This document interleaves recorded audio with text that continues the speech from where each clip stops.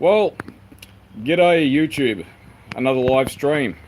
It's actually not really a live stream, and I'm probably not going to reply to comments too much because this is going to be really fast and I've had almost no sleep.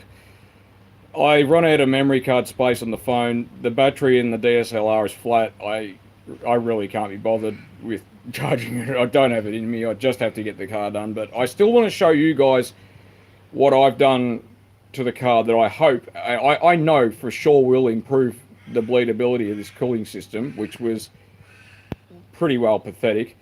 I got a comment from one of you guys saying you don't get notifications.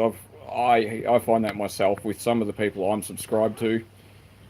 I'm subscribed to 600 different people and they upload all the time, and I only get like about 30 different videos in a day. You'd expect to get a few more than that because they upload almost daily, these people. So yeah, anyway, let me switch cameras. I'll show you guys what I've done. You'll have to excuse the hands. The video may be shaky because I've done damage to my hands doing the engine mounts on the VS, which I might actually quickly just show because I've got them right here. So, well, actually, where are they? Here we are. Now I hit the recycle looking thing. So, these are the engine mounts out of the... This is why my hands are so knackered. This does so much damage. If you watch a car guy video, I notice in the United States a lot of people wear gloves when they're working on cars. Mechanics, I mean, professionals. Don't call them a pussy. The reason why they do that is because of this. Like, this part here, this is clean. Oh, my hands are so sore. I mean, anyway, this engine mounts from the left-hand side of the car if you're looking out of the window from sitting in the seat. This is a safety pin. We've got metal-to-metal contact.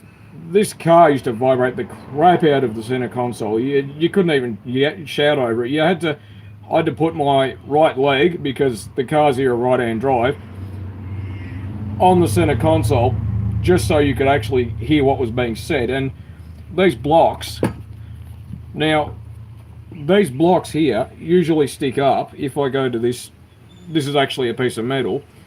They usually stick up about an inch past that. So this one is completely failed, this engine mount. This has gone off on a tangent. This one here is destroyed. Like, this mount is, it's sitting on the limit pin. Like, this is the acceleration engine mount.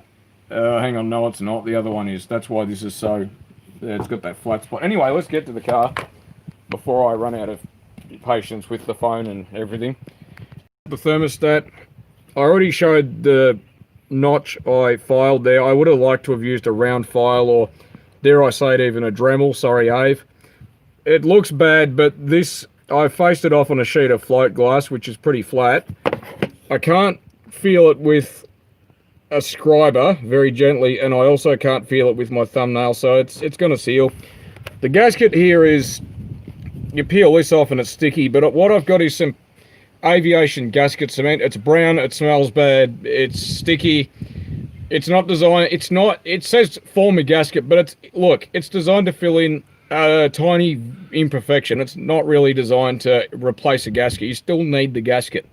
The reason why I need a gasket is because this isn't going to be perfectly flat, and neither is the other mating surface, partly because of heat cycling, also because, you know, I've faced it off on a piece of sandpaper and, you know, glass. Well, the glass isn't going to be totally flat, and if you've ever looked down a window, not at a window, you'll actually see the window's wavy, so it's not perfectly flat.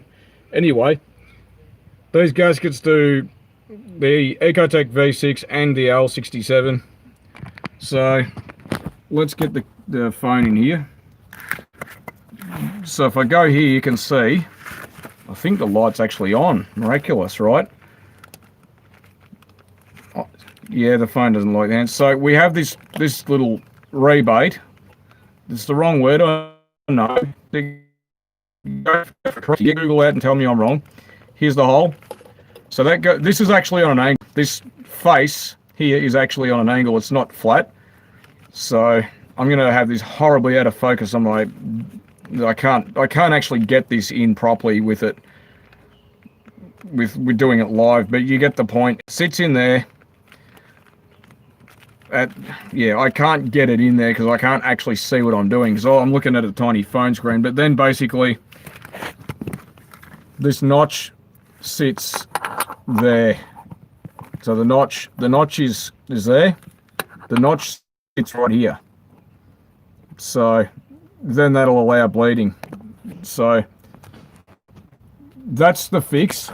So this is not as clean as it could be. I would really, if I had a surface grinder, I'd love to actually grind this thing and make it perfectly smooth and flat. But look, it's not going to happen. I mean, ideally you should use something.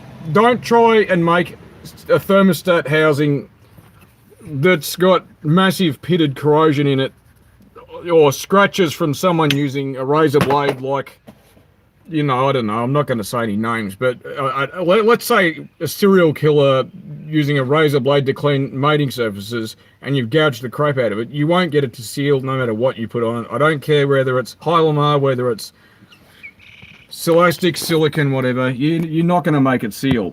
The sealant is only for the fact that this surface is not absolutely perfectly smooth and flat. And that's just the way it is. It's the gasket takes up the fact that it's not perfectly flat, and the sealant takes up the surface finish, which feels smooth to my finger, but my finger's pretty chintzy for that. Not very good anyway. So that's the fix. That's what I've done to it. So I'm not gonna film any of the reassembly. Look, you can see what I've done. The thermostat housing came off last. You can actually get to this bolt here with my not nice finger on. You can get to that bolt with a long quarter drive socket extension, and the yeah, it's a 13mm socket, and you can undo it. But getting it back in might be a bit of a challenge, because, you know, in this car we've got two wiring looms in the way, and look, my hands are too big, I can't get them in there. The thermostat housing needs to go on first, because the access isn't good enough with the bend in the way. The bend kind of comes around here. Now, the workshop manual implies you can do all of this by just taking this valve off and the throttle body, and then leave the bend there. It says to loosen the bolts, not take them out. But if you go to Just Commodore's forum, people that have done it before, they're pretty clear about it. I mean, yes, it probably is possible, but it's much easier, you know, to actually do this if you take the bend off, and just don't break the gasket unless you plan on, well, maybe you're going to do inlet manifold gaskets. So anyway, you guys enjoy your day. And I'm sorry if you're not getting notifications. I can't help it. I mean, obviously Google needs to change the way they do things. I as a content creator, as I'm sure many of you guys are, I have no control over what Google does, YouTube, whatever. So yeah, if you get the notification and you tune in, awesome. You know, I love chatting with you guys. If you don't, I'm sorry, but you know, streams like this are more just videos on what I've done with too much talking. Anyway, I've turned a 2-minute video into an 8-minute video. So anyway, see you later. Bye.